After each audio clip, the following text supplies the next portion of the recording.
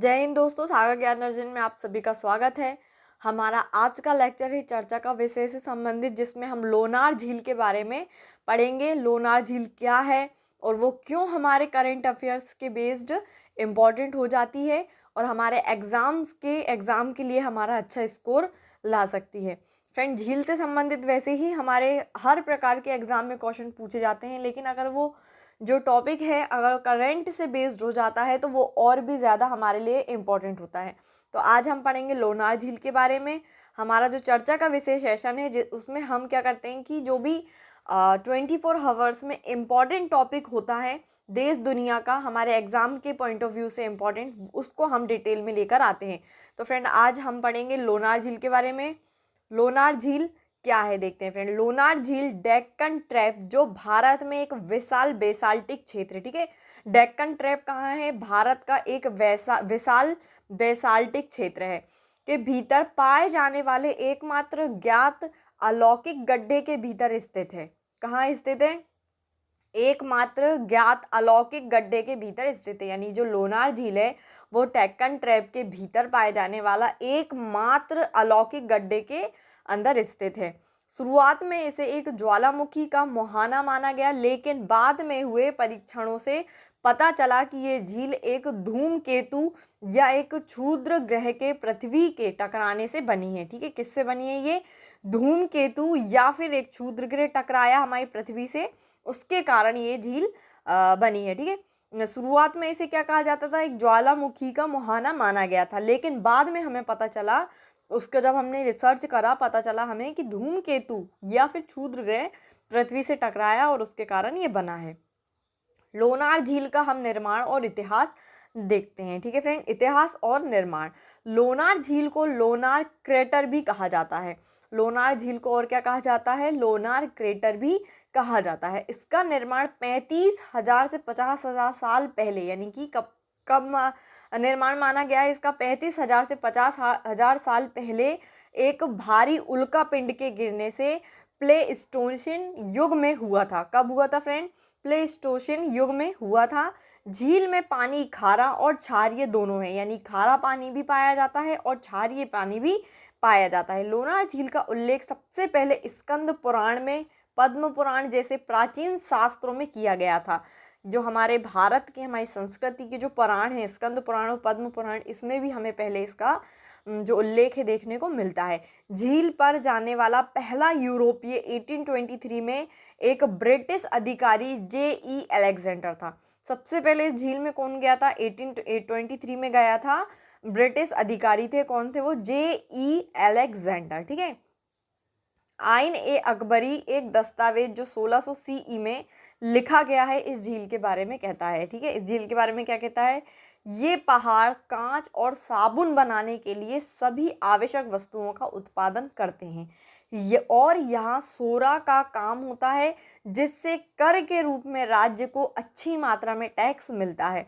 इन पहाड़ों पर खारे पानी का झरना है, लेकिन केंद्र और किनारों का पानी बिल्कुल ताज़ा है। लेकिन जो केंद्र यानी सबसे बीच का जो पानी है और जो किनारे का पानी है वो कैसा है? ताज़ा पानी है। ठीक है, अब हम इससे संबंधित कुछ तथ्य देख लेते हैं। लोनार झील के बारे में तथ्य। ठीक है, स्थान क्या है? बुलढाणा जिला महाराष्ट्र में है। टाइप किस प्रकार का? ये इफेक्ट क्रेटर लेक है, साल्ट लेक है, दो प्रकार का है ना। मूल नाम लोवर लोवर सरोवर मराठी में। ठीक है, अधिकतम लंबाई कितनी है? 1830 मीटर, यानी कि 6000 फीट। सतह क्षेत्रफल कितना है? 1.13 वर्ग किलोमीटर। और इसकी औसत गहराई कितनी है? 137, यानी कि 449 फीट।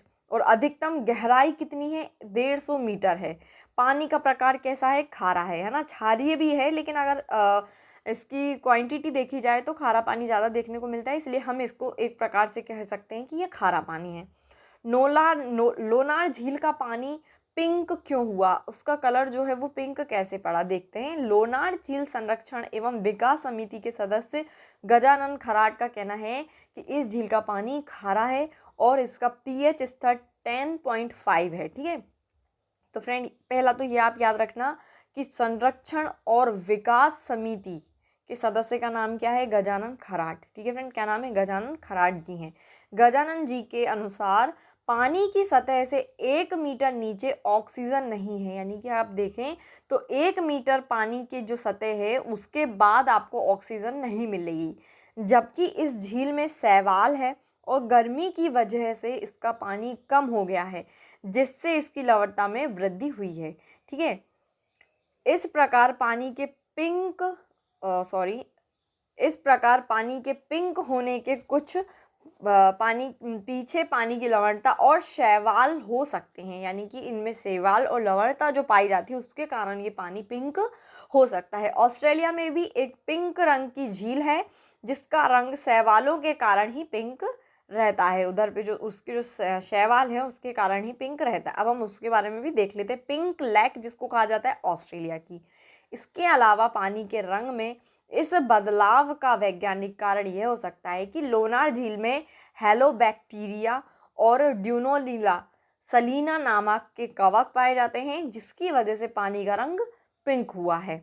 ऐसा हो सकता है कि निसर्ग तूफान की वजह से बारिश हुई, जिस कारण हेलोबैक्टीरिया और ड्यूनोलिना सलीना कवक झील की तलहट में बैठ गए और पानी का रंग पिंक हो गया। ठीक है, यानी कि वो किनारे पे आ गए, जिस कारण भी पानी का रंग पिंक हो सकता है। फिलहाल पानी के रंग में इस बदलाव की असल वजह क्या है, इसके बारे में अभी कुछ नहीं कहा जा सकता है, अभी कंफर्म नहीं हुआ है। ये सिर्फ एक वैज्ञानिकों का कहना है कि शैवाल के कारण या उसमें रहने वाले जो कवक हैं उसके कारण इसका जो कलर है पिंक हुआ है, लेकिन अभी कंफर्म नहीं हुआ है इस बात को लेकर।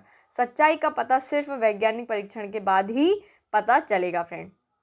तो ये थी हमारी लोनार झील, और ये चर्चा में इसलिए आई क्योंकि इसका रंग जो है वो पिंक हो गया है और ये हमारे भारत में पाई जाती है। ठीक है, कहाँ किस साइड पाई जाती है? डेक्कन ट्रैप के भीतर जो अलौकिक गड्ढे हैं उसमें ये झील हमको देखने को मिली है। ओके फ्रेंड, हम इसी प्रकार के हमारे और भी जो टॉपिक्स हैं आप वो देख सकते हैं।